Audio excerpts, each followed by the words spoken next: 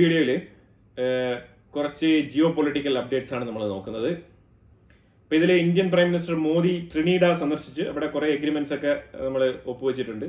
India ഇങ്ങനെ പല രീതിയിലും പല രാജ്യങ്ങളും ഇങ്ങനെ സന്ദർശിക്കുന്നത് ഈ ഒരു സാഹചര്യത്തിൽ വളരെ വളരെ ഇമ്പോർട്ടൻ്റ് ആണ്. കാരണം ഈ ഗ്ലോബൽ സൗത്ത് എന്നുള്ള ലീഡർഷിപ്പുമായിട്ട് ബന്ധപ്പെട്ട് നമ്മൾ കുറേ അധികം എഫേർട്ട് ഇടുന്നുണ്ട്. അപ്പോൾ അതുകൊണ്ട് ആഫ്രിക്കൻ രാജ്യങ്ങളുമായിട്ടും അതേപോലെ തന്നെ ഗ്ലോബൽ സൗത്തിൽ കിടക്കുന്ന അർജന്റീന ഉൾപ്പെടെയുള്ള രാജ്യങ്ങളായിക്കോട്ടെ, ഇതെല്ലാം തന്നെ വിസിറ്റ് ചെയ്ത് നമ്മളുടെ ട്രേഡ് എക്സ്പാൻഷൻ, അതായത് ഒരു ഡൈവേഴ്സിഫൈ ചെയ്ത് അമേരിക്ക ഈ രീതിയിൽ ഇന്ത്യക്ക് പ്രഷർ തരുന്ന സാഹചര്യത്തിൽ ഇന്ത്യ പല രീതിയിലും നമ്മളുടെ വ്യാപാര ബന്ധങ്ങൾ ശക്തിപ്പെടുത്തി പല രീതിയിലുള്ള ഇമ്പോർട്ട് എക്സ്പോർട്ട് വർദ്ധിപ്പിക്കാനാണ് ശ്രമിക്കുന്നത്. അതായത് അമേരിക്ക എന്ന് പറഞ്ഞ ഒറ്റ രാജ്യത്തിനെ ഡിപ്പെൻഡ് ചെയ്ത് നിൽക്കുന്നതിന് പകരം, ചൈന എന്ന് പറഞ്ഞ ഒറ്റ രാജ്യത്തിനെ ഡിപ്പെൻഡ് ചെയ്ത് നിൽക്കുന്നതിന് പകരം ഡൈവേഴ്സിഫൈ ചെയ്തുള്ള ഒരു ബിസിനസ് മെത്തേഡിനാണ് ഇന്ത്യ ശ്രമിക്കുന്നത്.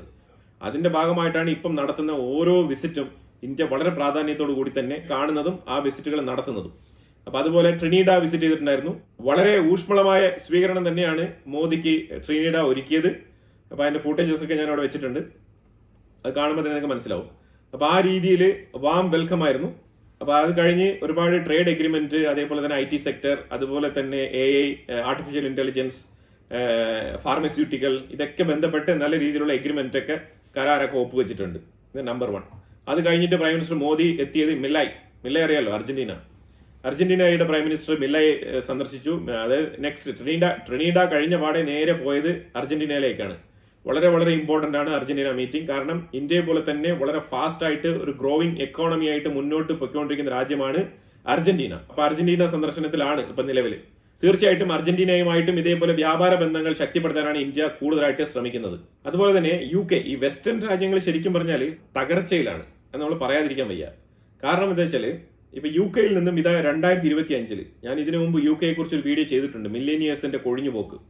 അത് പണ്ട് മുതലേ ഏതാണ്ട് 30,000 ആൾക്കാരോളം മില്ലേനിയേഴ്സ് ആയിട്ടുള്ള ആൾക്കാർ, അതുപോലെ ബില്യനേഴ്സ് ആയിട്ടുള്ള ആൾക്കാരൊക്കെ കൊഴിഞ്ഞു പോയിട്ടുണ്ടെന്ന് പറഞ്ഞിട്ടുണ്ടായിരുന്നു. ഇപ്പം 2025 മാത്രം ഫ്രഷ് ആയിട്ടുള്ള കണക്ക് വന്നിട്ടുണ്ട്. 2025 ഫസ്റ്റ് ഹാഫിൽ തന്നെ 16,500 മില്ലേനിയേഴ്സ് UK വിട്ടു പോയിട്ടുണ്ട്. ഇതിൽ മെജോറിറ്റി റഷ്യൻ മില്ലേനിയേഴ്സ് ആണ്. റഷ്യക്കാരുടെ കയ്യിൽ പൈസ ഉള്ള ആൾക്കാരൊക്കെ അവിടെ യുദ്ധമാണെങ്കിലും അവർ മറ്റുള്ള രാജ്യങ്ങളിലാണ് വന്ന് കൂടുതലും ചേക്കേറി താമസിച്ചുകൊണ്ടിരുന്നത്. UK അതിതീവ്രമായി റഷ്യക്കെതിരെ എടുക്കുന്ന നിലപാടും ഒരു കാരണമായിട്ട് ചൂണ്ടിക്കാണിച്ചുകൊണ്ടാണ് അവിടെ നിന്ന് കൊഴിഞ്ഞു പോകുന്നത്. അതിലുപരിയായിട്ട് UK വർദ്ധിച്ചു വരുന്ന ഇസ്ലാമിസ്റ്റുകളുടെ ആധിപത്യം, ഇതൊക്കെ കൊണ്ട് തന്നെ ആ യുണൈറ്റഡ് കിങ്ഡം എന്ന് പറയുന്നതിന്റെ ആ ഒരു പ്രൗഢിയൊക്കെ മാറിപ്പോയിരിക്കുന്നു, നഷ്ടപ്പെട്ടിരിക്കുന്നു എന്നാണ് കരുതുന്നത്. അതായത് UK ഒറിജിനൽ ബ്രിട്ടീഷുകാർ, വെള്ളക്കാരന്മാർ, അവർ തന്നെ ഇപ്പം കുഗ്രാമങ്ങളിലേക്ക് പോയി ജീവിക്കുന്ന ഒരു അവസ്ഥയാണെന്ന് പറയപ്പെടുന്നുണ്ട്.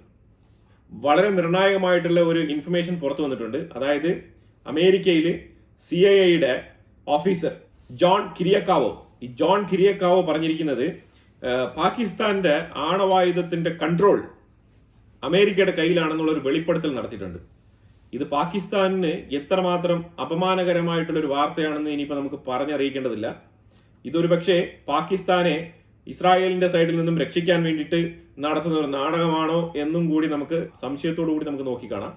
കാരണം ഒരു രാജ്യത്തിന്റെ ആണവായുധം കൊടുത്തിരിക്കുന്നത് എന്തിനാണ്? അവരുടെ സേഫ്റ്റിക്ക് വേണ്ടിയിട്ട്, സെക്കൻഡറി പർപ്പസിന് ഉപയോഗിക്കാൻ വേണ്ടിയിട്ടൊക്കെ തന്നെയാണ് കൊടുത്തിരിക്കുന്നത്. ഏതെങ്കിലും ചെറിയ രീതിയിൽ ബോർഡറിൽ ഒരു ഷെല്ലാക്രമണം നടന്നാൽ തന്നെ പാകിസ്ഥാൻ ആദ്യമേ പറയുന്ന വാക്കാണ്, പാകിസ്ഥാന്റെ ഓരോ മിനിസ്റ്റർമാരും പറയുന്ന വാക്കാണ്, ഞങ്ങൾ ആണവശക്തിയാണ്. ഏതോ ഈ ആണവായുധം എടുത്ത് കക്ഷത്തിന്റെ അടിയിൽ വെച്ചുകൊണ്ട് നടക്കുന്ന കണക്കാണ് പാകിസ്ഥാന്റെ ഡയലോഗ്. പക്ഷേ സത്യസന്ധമായ അവസ്ഥ ഇപ്പോൾ പുറത്തു വന്നിട്ടുണ്ട്. ഇതിന്റെ കമാൻഡ് അല്ലെങ്കിൽ കൺട്രോൾ ബട്ടൺ ഉള്ളത് അമേരിക്കയുടെ കയ്യിലാണ്. അതാണ് ഇപ്പോൾ പറഞ്ഞു വന്നിരിക്കുന്നത്. ഇപ്പൊ മനസ്സിലായോ കിരാണ ഹിൽസിൽ ഒരു ആക്രമണം നടന്നപ്പോഴത്തേക്കും എന്തിനാണ് അമേരിക്ക ഇടപെട്ടതെന്ന്? ഇതാണ് പ്രധാനപ്പെട്ട കാരണമായിട്ട് മനസ്സിലാക്കാൻ വരുന്നത്. അല്ലാതെ അവിടെ അമേരിക്കൻ സോൾജേഴ്സ് അവിടെ അകത്ത് കടന്ന് മരണപ്പെട്ടു, അല്ലെങ്കിൽ ഇന്ത്യ അമേരിക്കൻ സോൾജേഴ്സിനെ കൊലപ്പെടുത്തി ഇന്ത്യയുടെ മിസൈൽ ചെന്ന് അവർ മരിച്ചു എന്നൊക്കെ പറഞ്ഞ വാർത്തകളൊക്കെ ഫേക്ക് ആണ്. അങ്ങനെയൊന്നുമില്ല. ഇതിന്റെ ബട്ടൺ കൺട്രോൾ, കമാൻഡിങ് പവർ ഉള്ളത് അമേരിക്കയുടെ കയ്യിലാണ്.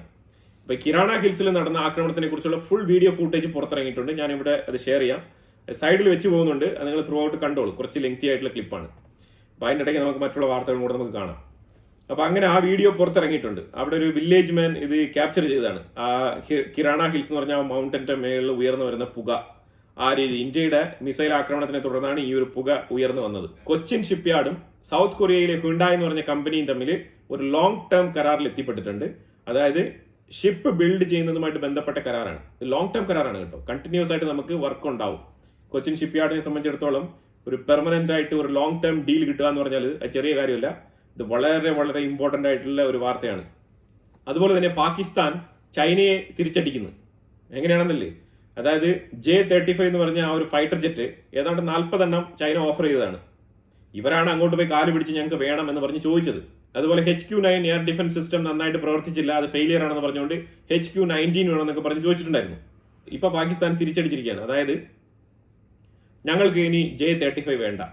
ഇതൊരു സ്ട്രാറ്റജിക് മൂവ് ആയിട്ടാണ് കരുതപ്പെടുന്നത്. കാരണം അസിം മുനീറിന്റെ അമേരിക്ക പര്യടനം, അതിനെ തുടർന്നാണ് ഈ രീതിയിലുള്ള മാറ്റങ്ങൾ ഉണ്ടാകുന്നതായിട്ട് ചൈന നോട്ടീസ് ചെയ്യുന്നുണ്ട്. പക്ഷേ പുറത്ത് പറയുന്നില്ല, കാരണം നാണക്കേടാവും. കാരണം അത്രമാത്രം കണ്ണിനുണ്ണിയായിട്ട് കൊണ്ടു നടന്നാണ് ചൈന. എന്നിട്ടാണ് ഇങ്ങനെ തിരിച്ചടി കിട്ടുന്നത്. ചൈനയ്ക്ക് ഇത് കിട്ടും, കാരണം ചൈന എല്ലാ സ്ഥലത്തും പാരമണിയുന്ന രാജ്യമാണ്. റഷ്യ ഇറാന് സുഖോയ് വിമാനങ്ങൾ ഓഫർ ചെയ്ത് അവിടെ തന്നെ പോയി അസംബിൾ ചെയ്ത് കൊടുക്കാന്ന് പറഞ്ഞിരുന്ന ആ ഒരു കരാർ സൈൻ ചെയ്ത് ഡീൽ ഓക്കെ ആവാൻ വേണ്ടിയിരുന്ന ആ ഒരു സിറ്റുവേഷനിൽ ചൈന ഇടപെട്ടുകൊണ്ട് J-10 സി ഫൈറ്റർ ജെറ്റുകൾ 40 എണ്ണം കൊടുത്തുകൊണ്ട് എമർജൻസി ആയിട്ട്, കാരണം ചൈന ആണെങ്കിൽ ഇങ്ങനെ കളിപ്പാട്ടം പോലെ ഉണ്ടാക്കിയിട്ടിരിക്കുകയാണ്. മറ്റുള്ള രാജ്യത്തിന്റെ സ്പെസിഫിക് ഓർഡർ അനുസരിച്ച് അവിടെ മാനുഫാക്ചറിങ് ചെയ്ത് കൊടുക്കേണ്ട ആവശ്യമൊന്നുമില്ല. ഇറാനെ സംബന്ധിച്ചിടത്തോളം അവർക്ക് എന്തെങ്കിലും കിട്ടിയാൽ മതി എന്നാണ്, അവർക്ക് സ്പെസിഫിക്കേഷൻസ് ഒന്നും കൊടുക്കാനില്ല. അപ്പൊ അതുകൊണ്ട് ചൈനയിൽ അബ്ബാസ് അരക്ചി പോയ സമയത്ത് നോക്കിയപ്പോഴത്തേക്കും അവിടെ കുറെ കിടപ്പുണ്ട് ചവർ പോലെ. അപ്പൊ എന്നാ പിന്നെ ഒരു 40 എണ്ണം ഇറാന്റെ എയർ സ്പേസിൽ കൊണ്ട് പാർക്ക് ചെയ്യാമെന്ന് വിചാരിച്ചു. അപ്പൊ അങ്ങനെ 40 എണ്ണം ഇമ്മീഡിയറ്റ് ആയിട്ട് തന്നെ അങ്ങ് കയറ്റി അയച്ചു. ഇതാണ് സംഭവിച്ചത്. അപ്പൊ ഇവിടെ റഷ്യക്ക് കിട്ടാനിരുന്ന ആ ഒരു ഡീലാണ് നഷ്ടപ്പെട്ടത്. അമേരിക്കയുമായിട്ടുള്ള ബന്ധം കൂടുതൽ ശക്തിപ്പെടുത്തിക്കൊണ്ട് F-16 ഫൈറ്റർ ജെറ്റുകൾ കൂടുതൽ യൂണിറ്റ് വാങ്ങിച്ചാലോ എന്നുള്ള ആലോചന പാകിസ്ഥാന്റെ ഉള്ളിൽ തകൃതിയായിട്ട് നടക്കുന്നുണ്ട് എന്നാണ് മനസ്സിലാക്കാൻ പറ്റുന്നത്. അതുമായിട്ട് ബന്ധപ്പെട്ട കൺഫേംഡ് ഓർഡറുകളൊന്നും പുറത്ത് വന്നിട്ടില്ല. ഇതുവരെ ഓർഡർ ഒന്നും ചെയ്തിട്ടില്ല. പക്ഷെ അങ്ങനത്തെ ഡീലിംഗ് നടന്നിട്ടുണ്ട്. ഓഫർ അമേരിക്കൻ സൈഡിൽ നിന്ന് വെച്ചിട്ടുണ്ട്. പാകിസ്ഥാൻ അത് സ്വീകരിക്കുമോ ഇല്ലയോ എന്നുള്ളതാണ് ഇപ്പം നോക്കിയിരിക്കുന്ന കാര്യം. പാകിസ്ഥാൻ സ്വീകരിച്ചാലും പാകിസ്ഥാൻ കൊടുക്കാൻ പൈസ വേണ്ടേ, ഫണ്ട് എന്ത് കൊടുക്കും? ഇനിയിപ്പോൾ ആസിം മുനീർ ഇട്ടിരിക്കുന്ന വസ്ത്രം വേണമെങ്കിൽ ഊരി കൊടുക്കണം, അതിനും കിട്ടത്തില്ല 5 പൈസ വില. ആ രീതിയാണ് കാര്യങ്ങളുടെ പോക്ക്. എന്നിട്ട് ഇത്രയും നാളും സഹായിച്ച ചൈനയെ തിരിച്ചടിച്ചുകൊണ്ട് പാകിസ്ഥാൻ ശക്തമായി അമേരിക്കയോടൊപ്പം നിലപാട് മാറ്റുന്ന ഒരു രംഗമാണ് ഇപ്പോൾ കാണാൻ കഴിയുന്നത്. ഇപ്പൊ ചൈന ശരിക്കും ഈ ഗ്വാഡാർ പോർട്ടുമായിട്ടൊക്കെ ബന്ധപ്പെട്ട് സ്പെൻഡ് ചെയ്ത പൈസകളുടെ കണക്കും പറഞ്ഞ് തർക്കം നടക്കുന്നുണ്ട് പാകിസ്ഥാനും ചൈനയും തമ്മിൽ. അവരുടെ ഇടയിൽ നല്ല രീതിയിലുള്ള പുകച്ചൽ തുടങ്ങിയിട്ടുണ്ട്. അതായത് ചൈന ഒരുപാട് പൈസ സ്പെൻഡ് ചെയ്തിട്ടുണ്ട്, ഇപ്പൊ എല്ലാം നഷ്ടക്കച്ചവടമാണ്. അതാണ് ഇപ്പൊ മനസ്സിലാക്കാൻ പറ്റുന്നത്. അതോടൊപ്പം അവര് ഈ 40 J-35 ഫൈറ്റർ ജെറ്റുകളും വേണ്ടാന്ന് പറഞ്ഞിരിക്കുകയാണ്. ഇന്ത്യയും ഇസ്രായേലും തമ്മിൽ അറിയാലോ, അവർ തമ്മിൽ വളരെ ശക്തമായിട്ടുള്ള ബന്ധമാണ്. അപ്പം ALBM air launching ballistic missile, air LORA എന്നാണ് ഇതിന്റെ പേര്. ഈ എയർ ലോറ മിസൈൽസ് നമ്മൾ സർട്ടൻ നമ്പേഴ്സ്, സിഗ്നിഫിക്കന്റ് നമ്പേഴ്സ് തന്നെയാണ്, ക്വാണ്ടിറ്റി എത്രയാണെന്ന് പറഞ്ഞിട്ടില്ല. ഈ മിസൈലുകൾ ഇന്ത്യ ഇസ്രായേലിന്റെ കയ്യിൽ നിന്നും പർച്ചേസ് ചെയ്യുന്നുണ്ട്. ഇത് കൺഫേംഡ് ഓർഡറാണ്. ഓൾറെഡി തന്നെ പർച്ചേസ് ഓർഡർ അയച്ചു കഴിഞ്ഞു ഇസ്രായേലിന്. ഇസ്രായേലിൽ നിന്നും ഈ ഒരു എയർ ലോഞ്ചിങ് ബാലിസ്റ്റിക് മിസൈൽ ഇന്ത്യയിലേക്ക് എത്തും. പാകിസ്ഥാന്റെ ഉള്ളിൽ മൈക്രോസോഫ്റ്റ് കമ്പനി അടച്ചു പൂട്ടിയിരിക്കുകയാണ്. കാരണം വേറെ ഒന്നുമില്ല, അവർക്ക് ഹോപ്പില്ല അത്രേ. ഇനി ഈ രാജ്യത്ത് നിന്ന് ഒന്നും തന്നെ 5 പൈസ കിട്ടാൻ പോകുന്നില്ല, ഒരു വരുമാനം ഇവിടെ നിന്ന് കിട്ടത്തില്ല. ഇവിടെ ഈ രീതിയിൽ ഹോപ്പ്ഫുൾ ആയിട്ട് വന്ന് മൈക്രോസോഫ്റ്റ് യൂട്ടിലൈസ് ചെയ്ത് അവിടെ പ്രവർത്തിക്കാനുള്ള സൗകര്യമില്ല. അതുപോലെ തന്നെ അവർക്ക് അവിടെ പ്രോജക്റ്റുകളൊന്നും ഇല്ല. ഇതൊക്കെ തന്നെയാണ് മനസ്സിലാക്കേണ്ടത്. അപ്പൊ ആ രീതിയിൽ മൈക്രോസോഫ്റ്റ് അവരുടെ ബ്രാഞ്ച് പാകിസ്ഥാന്റെ ഉള്ളിൽ എന്നേക്കുമായിട്ട് അടച്ചു പൂട്ടിയിരിക്കുകയാണ്. ഞാൻ ഇന്നലെ ഒരു വാർത്ത പറഞ്ഞിട്ടുണ്ടായിരുന്നു, ചൈന തായ്വാനിലെ വൈസ് പ്രസിഡന്റിനെ വധിക്കാൻ വേണ്ടിയിട്ട് ഒരു ശ്രമം നടത്തിയിരുന്നു. അത് വേറെ എവിടെയല്ല, ചെക്കിൽ വെച്ചിട്ടാണ്. ചെക്ക് റിപ്പബ്ലിക് വിസിറ്റ് ചെയ്യാൻ വേണ്ടിയിട്ട് മാർച്ച് 2024 എത്തിയതായിരുന്നു തായ്വാന്റെ വൈസ് പ്രസിഡന്റ്. ഹെഷിയാവോ ബേക്കിം എന്നാണ് പുള്ളിക്കാരത്തിന്റെ പേര്, ലേഡിയാണ്. ഹെഷിയാവോ ബേക്കിം, ഹെഷിയാവോ എന്ന് നമുക്ക് വിളിക്കാം. അപ്പൊ ഈ ഹെഷിയാവോ അവിടെ പോയ സമയത്ത് ഇവരുടെ വാഹന റാലി ഉണ്ടല്ലോ, ഇവരുടെ ഈ ഒരു കോൺവോയ് പോകുന്ന സമയത്ത് ഇവർ ഇരുന്ന വാഹനം മാത്രം വളരെ ഓവർ സ്പീഡിൽ പോയതായിട്ടുള്ള ഇൻഫർമേഷൻസ് ചെക്ക് റിപ്പബ്ലിക്കിന്റെ ഇന്റലിജൻസ് നോട്ടീസ് ചെയ്യും. മൾട്ടിപ്പിൾ ടൈംസ് ഇത് നോട്ടീസ് ചെയ്യും. അതുമായിട്ട് ബന്ധപ്പെട്ട് നടത്തിയ അന്വേഷണത്തിലാണ് ചൈനീസ് ഇന്റർഫയറൻസ്, അതായത് ഇവരെ വധിക്കാൻ വേണ്ടിയിട്ട് പ്ലോട്ട് ഇട്ടതായിട്ടുള്ള കണ്ടെത്തൽ തെളിവ് സഹിതം ചെക്ക് റിപ്പബ്ലിക് ഇന്റലിജൻസിന്റെ പക്കലുണ്ട് എന്നാണ് വാർത്തകൾ പുറത്തു വന്നിരിക്കുന്നത്. അപ്പൊ ഇത് ചെക്ക് റിപ്പബ്ലിക് ഇതിനെ കണ്ടെത്തിയിട്ട് ചൈനയുമായിട്ട് ഇതിനെ കമ്മ്യൂണിക്കേറ്റ് ചെയ്തിട്ടുണ്ട്. അങ്ങനെ കമ്മ്യൂണിക്കേറ്റ് ചെയ്ത സമയത്ത് ചൈനയിൽ നിന്നും ഒരു വിദ്വാൻ, ചൈനയുടെ ഇന്റലിജൻസുമായിട്ട് ബന്ധപ്പെട്ട ഉദ്യോഗസ്ഥനാണ് Han Xing Shuang.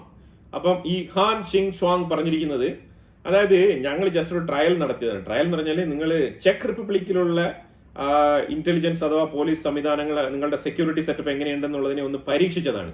Stress test നടത്തിയതാണെന്ന് മനസ്സിലായോ? സ്ട്രെസ് ടെസ്റ്റ് അത് നടത്തിയതാണെന്നുള്ള ഒരു സ്റ്റേറ്റ്മെന്റ് ആണ് ഇവർ കൊടുത്തിരിക്കുന്നത്. അതായത് നാളെ പിന്നെ ചൈനയുമായിട്ട് ബന്ധപ്പെട്ട ആരെങ്കിലും തന്നെ വിസിറ്റ് ചെയ്തെങ്കിൽ സെക്യൂരിറ്റി കൺസേൺ എങ്ങനെയാണെന്നുള്ളത് മനസ്സിലാക്കാൻ വേണ്ടിയിട്ടാണ് ഞങ്ങൾ ഇത് ചെയ്തത് എന്നാണ് ചൈനയുടെ ഭാഗത്ത് നിന്ന് കൊടുത്തിരിക്കുന്ന എക്സ്പ്ലനേഷൻ. എങ്ങനെയുണ്ട്? അപ്പൊ ഇതൊക്കെയാണ് നടക്കുന്ന വിഷയങ്ങൾ. പിന്നെ അഫ്ഗാനിസ്ഥാനിൽ കടുത്ത വരൾച്ചയാണ്. ഈ വരൾച്ചയിൽ വെള്ളമില്ല, അവിടെ കുടിവെള്ളമാണ് ഏറ്റവും കൂടുതൽ അവിടെ ഇല്ലാത്ത അവസ്ഥ അനുഭവപ്പെടുന്നത്. ഗാസയിലുള്ള ജനങ്ങൾക്കെങ്കിലും ചാരിറ്റി എന്നുള്ള പേരിൽ പല സന്നദ്ധ സംഘടന പ്രവർത്തകരും വെള്ളവും ഫുഡും എല്ലാം കൊണ്ട് കൊടുക്കുന്നുണ്ട്. പക്ഷേ അഫ്ഗാനിസ്ഥാന്റെ അവസ്ഥ വളരെ മോശമാണ്, കുടിവെള്ളമില്ലാത്ത അവസ്ഥയാണ്. ഗാസയെക്കാളും മോശപ്പെട്ട അവസ്ഥയിലാണെന്നാണ് വാർത്തകൾ പുറത്തു വരുന്നത്. അപ്പൊ എന്തായാലും കുറെ സമഗ്രമായ വിഷയങ്ങളാണ് നമ്മൾ ഇതിനകത്ത് പങ്കുവച്ചത്. ഇതിനെക്കുറിച്ചുള്ള അഭിപ്രായങ്ങൾ കമന്റ് ബോക്സിൽ രേഖപ്പെടുത്തുക. കൂടുതൽ വിഷയങ്ങളുമായിട്ട് അടുത്ത വീഡിയോയിൽ വരാം. Thank you so much.